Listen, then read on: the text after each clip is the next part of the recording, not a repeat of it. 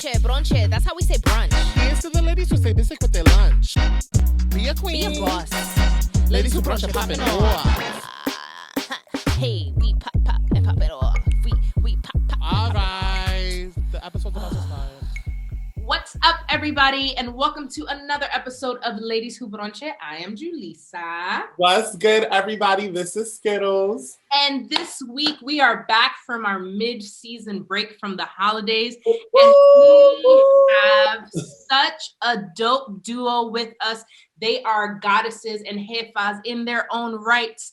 Posh Palma Styles. Who the fuck are y'all? Woo! Hi guys, we're here con la bachata. Happy New Year! I love how you said dope duo. I'm gonna grab that and I'm gonna steal it. The girl, do it. Hi guys. Okay, so I'll go into let you know. So my name is Gelsandra Guzman, aka better known as Jelly, with a G. I have a fashion merchandising background. So I went to school at FIT, graduated in 2010, pretty much did 10 years in corporate America. I did 5 years with an e-commerce retail site where I started working in their showroom. So I helped with styling. I helped with like getting the sets ready, like for models for next day. Then I went into doing like logistics for all of the events, you know, prior to them being launching on the actual site. And the last thing that I got into was buying, which was my favorite. So I was living in New York City. I know you guys are in New York. We're in Miami. We miss it. It's dear to me. Pero nada, I was living in New York and I was able to go out to market, you know, and learn about all these amazing brands, all these amazing designers, all these amazing things, and choosing the right assortment, you know, for what our customer profile was. I moved. So anyways, Valerie here, she's going to intro too. She is my sister-in-law. So I am married to her older brother. That's the tea of the first tea of the night. Yes, the first little piece of tea. She's my comadre. She's my comadre. So we share a lot of stuff. But anyways, so I married in 2013, got pregnant, fast forward, had a baby. Moved to Tampa in 2014. And in there, I started working with the Home Shopping Network, which is pretty big. They were just bought out by QVC about 2-3 years ago, worked in their home office in buying as well. So I did that for 5 years. And then in summer of 2019, I made it down to Miami, which is where my heart belongs, which is where I will finish all the years that I have to live. Si no me voy para Santo Domingo. Pero, right. Nothing. I love it here. So I moved here, did like a 6-month gig. For me, this was perfect because it was like New York, but like the tropical version. Me fui de New York porque le estaba yendo al frío. So I'm like, oh, no. I need something hot. And then I was like, dude, Miami is full of Latinos. So I'm like, this is amazing. So I have Spanish speaking, I have heat, and then I'm an hour and a half away from Santo Domingo. Yeah, it was so, you know, it was perfect. So when I moved to Miami, I did about a 6-month gig with a freelance company here in marketing, had some experience there. And then in January of 2019 was where the idea of Posh Palma Styles was born. I'm going to hand it over to Valerie so she could tell you a little bit about her individual story, and then we'll talk about the story. Yay! ¿Y de dónde tú eres? Dominicana. ¿Dónde está esa flag tan linda atrás de Julissa? Hi guys, so I am Valerie, the Jefa creator. I was born in Providence, Rhode Island. We were both born in Rhode Island. And when I was 2 years old, mi mamá dijo, pa República Dominicana. So I stayed in Dominican Republic for about 9 years or 10 with my grandparents and my family from there. Then I came back to the US. I was like, I'm not having this. Went back when, you know, that happened a few times. But then when I was a junior in high school, I was like, Mommy, I want to go back to the States. I want to learn English. I want to go and achieve a higher education in that country. And I want to, you know, live there and be with my siblings who were also here at that point. So I came back from DR when I was a junior to Providence, Rhode Island. I graduated high school. And I was like, all right, I'm going to college, you know. I was like feeling myself. I got this. I'm doing this thing. And I applied to like around 12 schools and I got rejected from like around 10. Like most of them just literally were like, sis, bye. And I'm like, okay, what's the issue? And at that point, I didn't really speak the language. Like it wasn't to the point where like I could have and engage in a conversation. And also my SAT scores were like really bad. So I was like, all right, Valerie, move to Tampa. Jelly was living in Tampa with my brother. I needed to be a place where I was going to be stable, focused. So I went to a junior college that was transitioning into a community college where literally I was like, there was no people my age pretty much in that school. Like people were over 40. There were, after, like a lot of night classes. And I went there and I learned the language and I started taking like remedial classes, like remedial, like 2 + 2 = 4. Okay, I got this. All right, cool. And it was nice because I felt like at that point I needed to humble up and do the work and walk the walk. How they say, okay, let me walk the walk, learn my shit, and then I could aim for something, different, not higher but different. So I graduated with my associates, and then I applied this time around to 16 schools. And I got accepted to like around 14. But I'm like, hey, I'm coming through. Make some room. Come on. So I decided to go to Clark University in Massachusetts. They gave me the most financial aid and it just made sense. So I graduated with my bachelor's in 2019, May of 2019, in international relations, so like political science and marketing. And then when graduation was coming, I was like, all right, what am I going to do with my life? Graduation is coming. I'm an entrepreneur in my heart. So like, am I going to kick off a marketing agency that I was like doing like as a side hustle or what? And I ended up applying to a Fulbright scholarship to represent like a binational fellow in another country where you work and you represent like the government, and then it's nice. So the one I applied to, it was specialized in business. So I had the opportunity to move to Mexico and work there in a company in the impact investing field. So like investing in women-led companies in Latin America. So it was really dope because I was doing marketing for this amazing company that's helping women. I love that shit. And I was getting half of my MBA done. But then, I was living my best life, drinking my micheladas. I was feeling myself, embracing my sexuality, discovering things about who I am that I didn't even know that I was capable of feeling or being. And then Corona happened. And then I got a letter from the former president, que ya gracias a Dios no está, saying that I needed to leave Mexico because they were going to close the border. And I was like, all right, I'm out. So then I moved to Miami, and that's where basically we started working on Posh Palma. But now Jelly's going to talk to you guys about the idea, how it was formed, and then how we got to business. Love it. So pretty much the idea, como le mencionamos, was in January of 2020. I used to do styling here as well in Miami. So yo tenía una clienta that invited me to go to a showroom with her. And she called me and she was like, Jelly, I want you to come with me. They want to gift me a couple of pieces from this brand. I said, of course, let's go. So I go with her. We do everything. We do our jam. We leave and we drive back home together.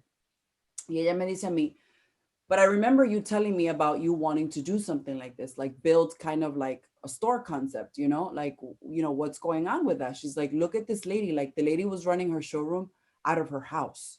Out of like, she had a 2-floor house, and the first floor, ella literalmente tenía like 2-3 couches, bien lindo, the place was super cute, a nice rug, a little center like for people to take pictures, and she was by appointment only. So she would only take appointments like on Instagram, and she would let certain people obviously into her home. And when I left from there, como que empecé a maquinar, like she spoke to me. And I didn't sleep, for like a week, and I didn't talk to nobody. I was like what's happening, because in my mind, now I have 2 kids, I'm married, and I had this freelance gig, and I'm like, when am I going to do this, And for me, it was like, oh, I'm gonna do this when I'm like in my 40s, like ya cuando los muchachos estén más grande, I have less, buscando toda la excusa, the way that we do when we're trying to start a project, because it's not perfect and everything's not all the surroundings aren't perfect. So after like a week and a half, I called Valerie and I was like, because I was in Mexico. So we have, she was in Mexico. So we have a really great relationship. We have great communication. And of course, I respect her in her industry, and so does she on mine. So when I got together and all the ideas started popping up, I'm like, okay, yo podría hacer esto sola, pero para mí se me sentía como imposible. Y aside from that, I'm like, I wanted to compartirlo con ella. So la llamé y le dije, mira, I pitched it to her, claro y pelado como me salió. And I'm like, mira, I went to do this. This is what happened. The store, like, yo, let's do this like now. What do you think? You know? And she jumped on it like right away. She was like, of course, like whether, you know, at that point, it was like, whether you want to involve me or not, I'm going to help you. So I was like, all right, perfect. So that was January. In March, borders closed. She came to Miami. Crying. She came to Miami crying because she was out chilling, fucking exploring Mexico, like drinking, and it was helping amazing. Woman, like it was amazing. She made her way down to Miami. And honestly, I think at that point in March, we evaluated for about a 2-3 week period what we were going to do because of COVID. You know, at this point, everything was shutting down. The country shut down. And we were like, what do we do? You know, do we launch this, you know, digitally? Do we wait? Do we hold off? What's going on? Because it was like they closed the country for a month, but then it kept going. And we're like, we don't know what's happening. And at that point, we were like, you know what? We're going to do this because it felt right. We trusted our intuition. It was something that was coming from our hearts. We poured everything into it. It was honestly, and it still is, an escape for us. Like, we do it because we don't even follow the money. Like, I know the money's going to come because that's how much I believe in it, because I do it with my heart. And I'm like, yo, the money's going to come at some point. Like, I'm going to just, universe will take care of that part. But I know I'm going to put in mi corazón completo. So that's what we did. So the store launched on June 18th of 2020 during a pandemic. So we are very proud of that. The store right now represents other women designers, other women brands, and other women artisans. So right now they're all women led. Pretty much, I think like 90% of them are Latinas. Yeah. Which is it just happened, but well. It just happened too. It just happened. Like, it's not like we're like, oh, just targeting Latinos. No. It just ended up happening that way. And we're working right now on our own private label in Santo Domingo. So we're going to drop it. Designed by us. Designed by the both of us. Yes. Así que, second gem we're spilling here with you guys. Pero, that is taking up a lot of our time right now, is this project, but we're working with an amazing design team in Santo Domingo. We are very blessed, very grateful. Pero el website ahora mismo está así, está como que highlighting and giving the visibility to these amazing women-led brands. You know, that is what we are about.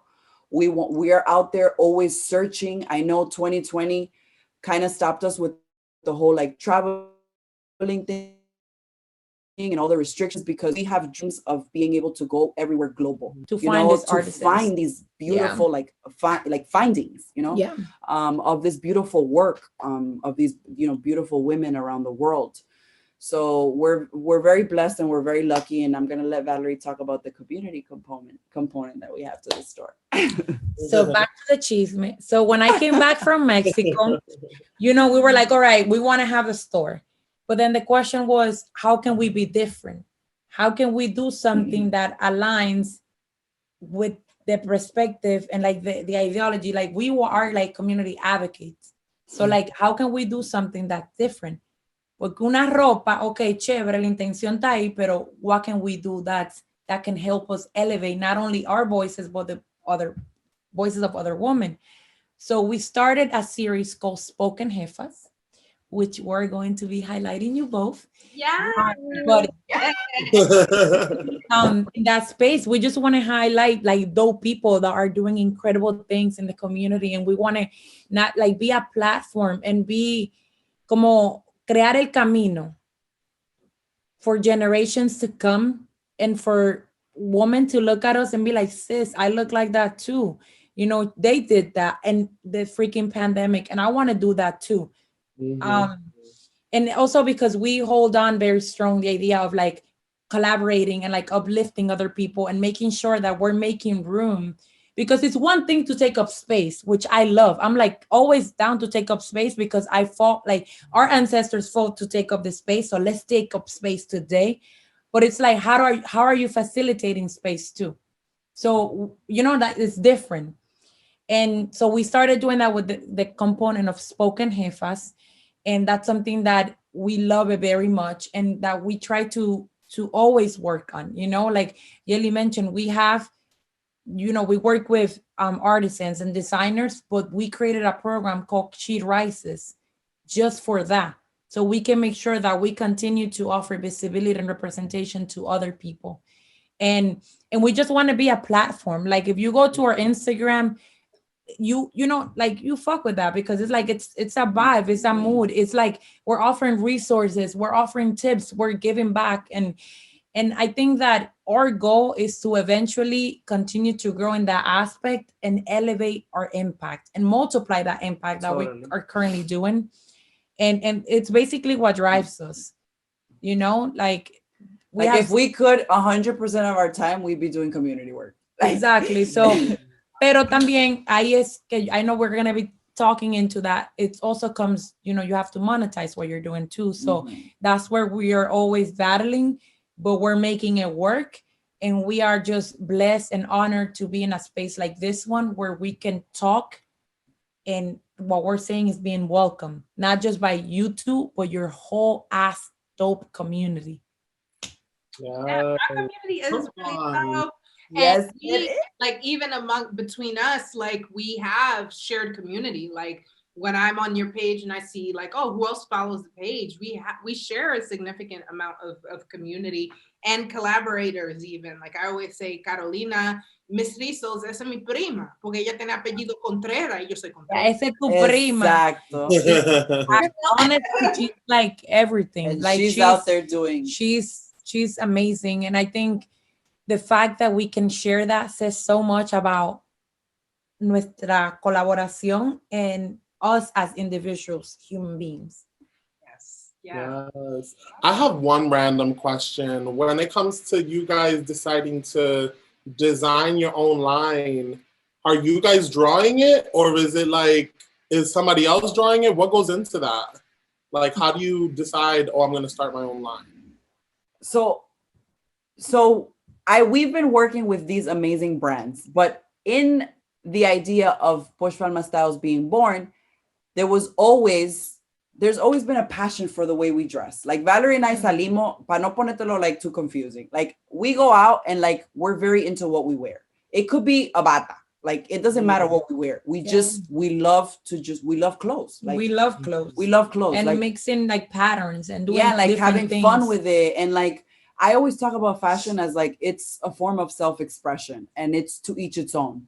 And it's like si yo te doy una blusa, los cuatro ahora mismo no tenemos una blusa, los cuatro nos la vamos a poner de diferente manera. And it's going to look different. So it's beautiful. It's art, you know, it's creative. Like it's from the street. Like it's like you find inspo everywhere. So when we started the brands, like, you know, Posh Palma Styles, we always knew that we wanted to do our private label brand. We didn't think it was going to happen this fast, you know. But the opportunity came up because we met someone. So we met a designer, una muchacha Dominicana. Se llama Winnie. Ella se llama Winnie Rodriguez. Winnie. Shout out to Winnie. Yes. Shout out to Winnie. Shout out to Winnie. She's gonna be all up in here, but she's the one pretty much sketching. So right now we're in the process where she's already done the sketching.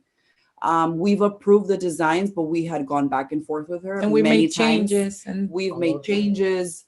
Right now we're doing the sourcing of the fabrics. So now we're looking at cuál es tela, cuál es prints, cuál es colores. Exactly. Y también la producción, como ya estamos hablando with some people in DR, you know, like a creative team that we can have there.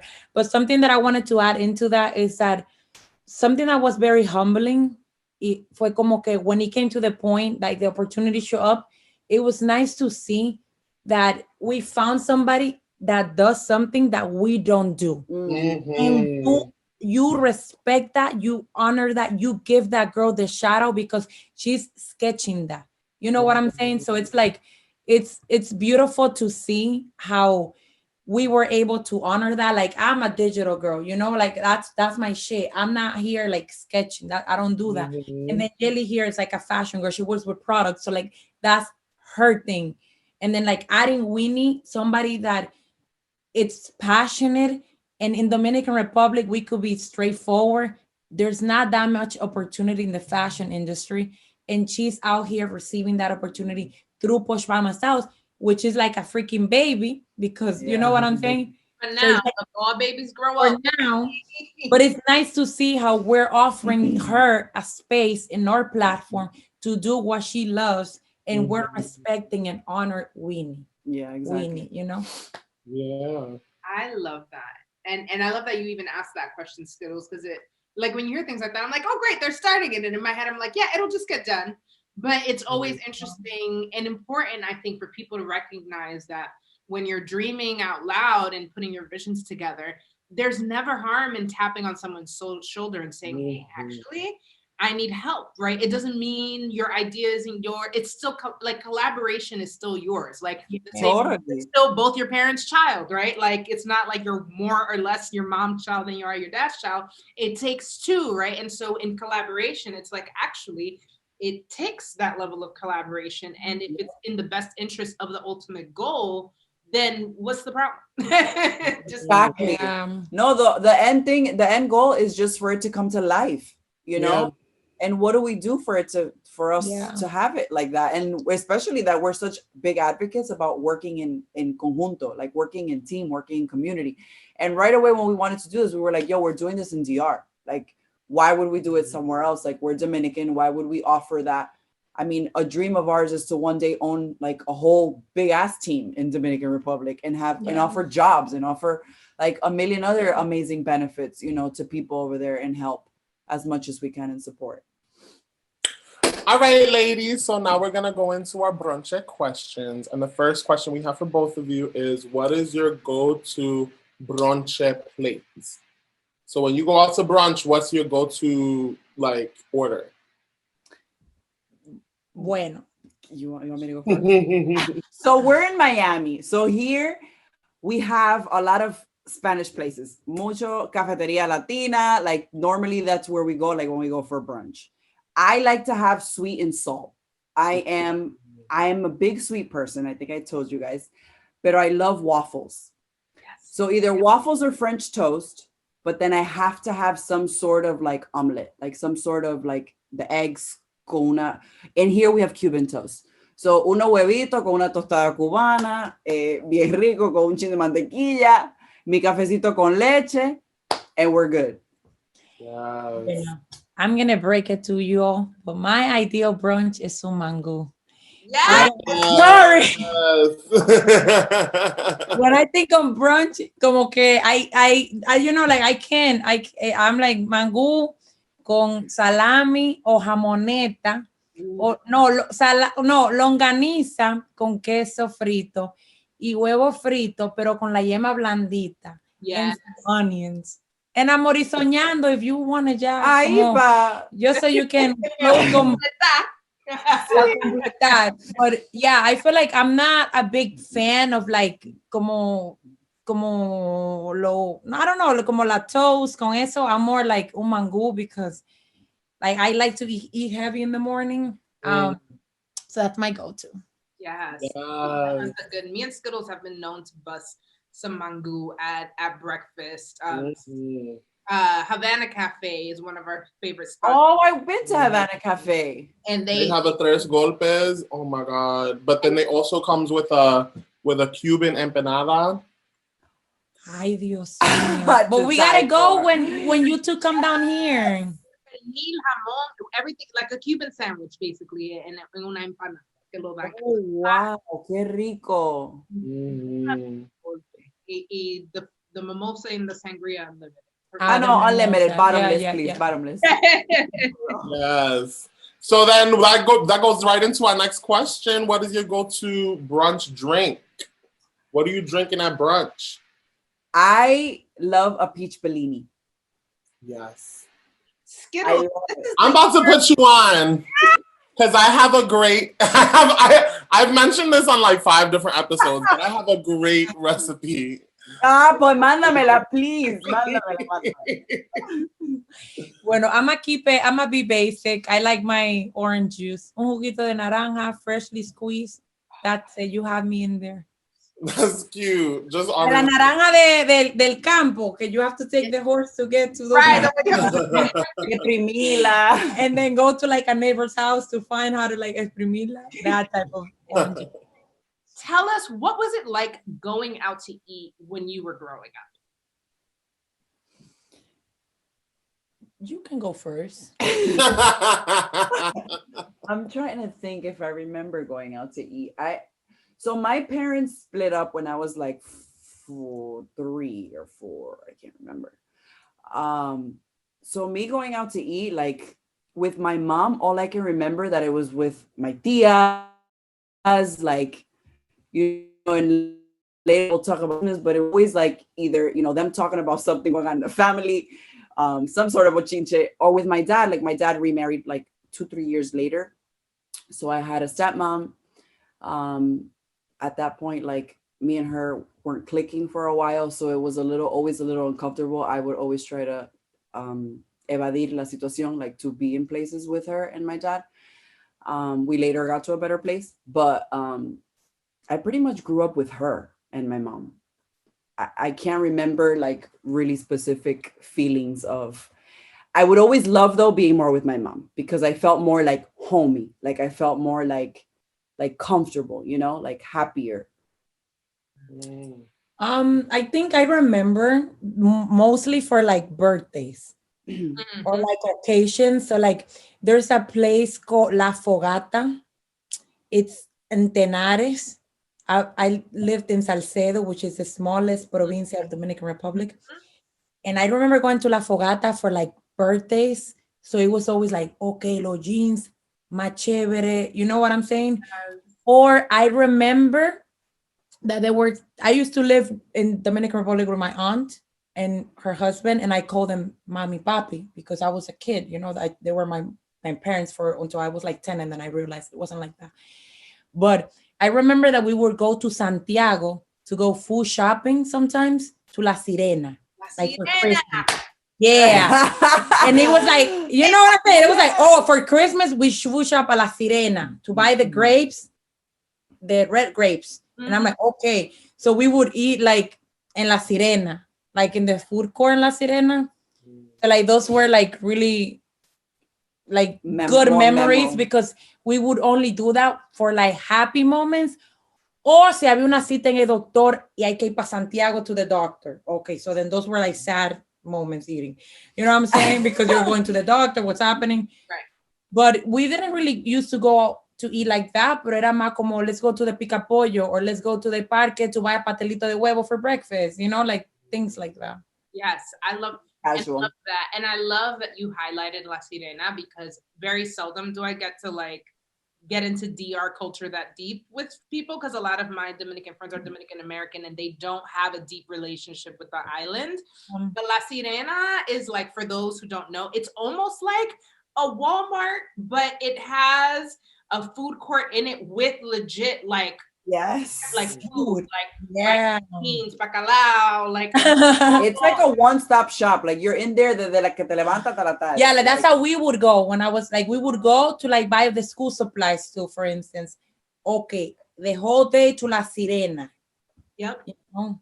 Yep. So it's its own special thing, and I've been known to, even in my late years, when we go to like, my mom would be like, no, vamos a comer en La Sirena when we don't feel like cooking. So and now they have a lot of good products for the curly. Oh yes, I was there a little bit ago, and I was gonna say I have to check. I haven't been to DR in like, 2 years, but when I went, era de rápido para 1:15, so I didn't like get. So you didn't get to explore. But before then, I haven't been to La Sirena in a minute, but it is. Well, I invite you to go and check the aisle. Yeah. All right. So fast forward to adulthood. We go out to eat. What is your favorite bochinche topic to discuss over a meal? Clothes. ¿Qué se puso aquella? ¿De dónde se? ¿Y ese vestido? ¿De dónde salió ese vestido? Like, what did did she look at herself before she left the house? Like, Oh no. that's like my bochinche. Clothes, like always clothes, because it's the first thing I see is the first thing that attracts my eye. That's a really good one. I feel like I always end up in like sexual conversations. Like, I don't know why, but I'm always like, oh, entonces qué pasó? And then like I don't have a filter when it comes to like things like that. So I'm always like, ¿y te gustó lo que hicieron? Ay, no me diga eso. You know, so like, I don't know why. You know what's good with Valerie that I love? Sometimes I'm like, okay, I gotta rewind. She likes lujos y detalles. Yes. Si tú le vas a dar una historia a ella, no le digas, Valerie, mira lo que hizo tu hermano y me regaló que... No. What dale happened? You rewind. walking into the house. ¿Cómo fue que pasó? What was his reaction for you? Like, yo, like, oh my God. It's because I love psychology too, and like behavioral and like things like that. So I'm always like interested in all the details, but I always end up in like sexual conversations with people, like me questioning everything. And it's You want to know the details. They're telling the story. Yeah. I'm like, Those are like juicy details. They're good. yes. Sí, nosotros somos prima entonces porque... Tú, Carolina y yo. Oh my God, yes. Las And primas. me and Skittles could just sip our peach Bellini and we'll be happy. Right? Listening.